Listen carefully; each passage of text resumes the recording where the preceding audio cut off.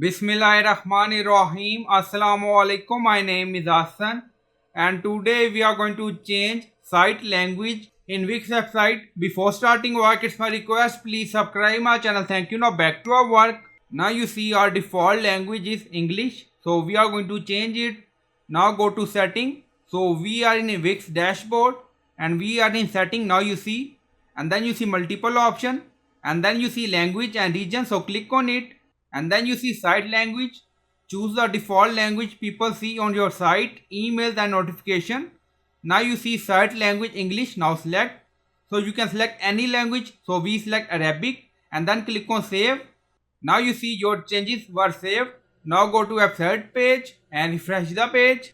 Now you see our site default language changed to Arabic. Now you see. So you can select any language. So I hope you like this video. Please like, comment, share, subscribe. Thank you for watching.